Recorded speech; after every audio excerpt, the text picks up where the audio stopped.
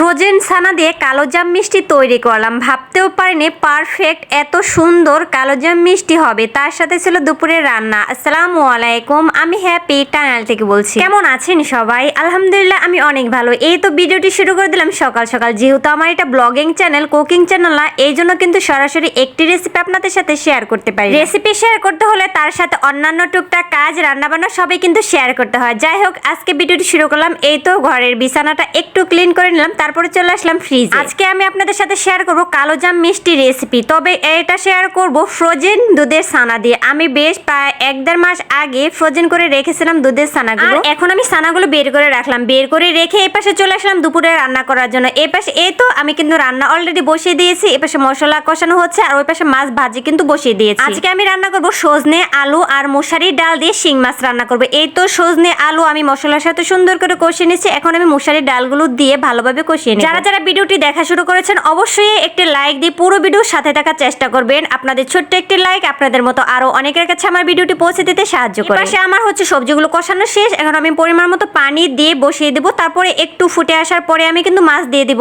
তো এখন হচ্ছে পানি ফুটে এসেছে। এখন আমি মাছগুলো দিয়ে আর কি তরকারিটা নামিয়ে নেব। তারপরে তরকারির ফাইনাল লুক কিন্তু আপনাদের সাথে শেয়ার করতে পারিনি, কারণ এরপরে চলে গিয়েছিলাম আমি মিষ্টি বানানোর জন্য। আজকে কিন্তু আমি একটু তরকারি রান্না করেছি, আর কিছুই করিনি। এই তো তারপরে চলে আসলাম। এই ছানাগুলো যেহেতু ফ্রিজে ছিল আমি সুন্দরভাবে মথে নিয়েছি, একদম অনেক সময় ধরে কিন্তু মথে নিয়েছি। আর ছানাগুলো যত সুন্দর করে মথে নেওয়া হবে আর মিষ্টি কিন্তু ততটাই পারফেক্ট হবে। এর পাশে আমি ছানাগুলো এক সাইড করে এখানে দিয়ে দিলাম কিছু পরিমাণ ময়দা আর কিছু পরিমাণ গুঁড়ো দুধ। আর এই ময়দার ভিতরে দিয়ে দেবো আমি 1 চামচ পরিমাণ হচ্ছে ঘি। ঘি দিয়ে ময়দাটা ভালোভাবে মথে নিব। আমি কিন্তু আপনাদেরকে মিষ্টি বানানো শেখাচ্ছি না, যেহেতু আমার এটা ব্লগিং চ্যানেল, আমি যা রান্না করি তাই কিন্তু শেয়ার করি। যেহেতু আজকে মিষ্টি বানাচ্ছে এটা শেয়ার করতেছি, এই তো আর কিছুই না। তারপরে এখানে আমি দিয়েছি 1 চামচ পরিমাণ চিনি আর 1/2 চামচ পরিমাণ বেকিং পাউডার দিয়ে ভালোভাবে এই তো দেখেন সবকিছু আমি সুন্দর করে মথে নিচ্ছি। এই কাজটা কিন্তু অনেক সময় ধরে আমি করেছি, আসলে ভিডিওতে সেভাবে শেয়ার করিনি। এখন এই তো রেডি। এখন আমি মিষ্টি শেপে বানিয়ে নিচ্ছি মিষ্টিগুলো। আমি কিন্তু আপনাদের সাথে মিষ্টির ফাইনাল লুক শেয়ার করতে পারিনি, যেহেতু আমি ডেইলি ব্লগ করি। এটা হচ্ছে আজকের ভিডিও। আর মিষ্টি রসে ভেজানোর পর 6-7 ঘন্টা ভিজিয়ে রাখতে হয়, তারপরে কেমন হয়েছে এটা কিন্তু শেয়ার করতে পারিনি, যেহেতু আমি বিকাল টাইমে ভিডিওটা এডিট করেছি।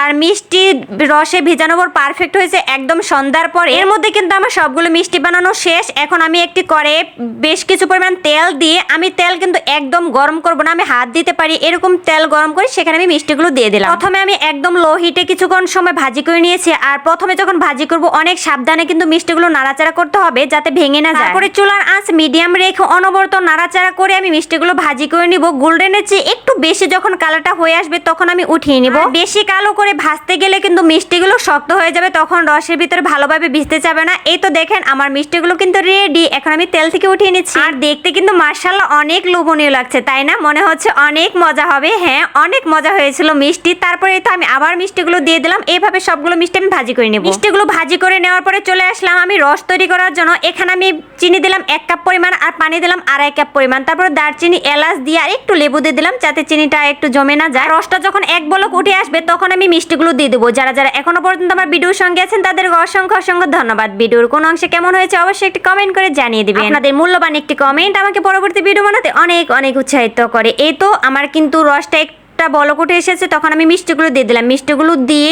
ঢাকনা দিয়ে 10 মিনিট সময় আমি রান্না করে নেব। আর এই 10 মিনিটের মধ্যে কিন্তু আমি ঢাকনা একদম উঠাবো না, আর যাতে ভাপ বের না হয় তার জন্য আমি একটু রসুন দিয়েছিলাম। এই তো আমার মিষ্টি রেডি। এখন আমি রসে ভিজিয়ে রাখবো। এখানেই বিদায় নিচ্ছি। আল্লাহ হাফেজ।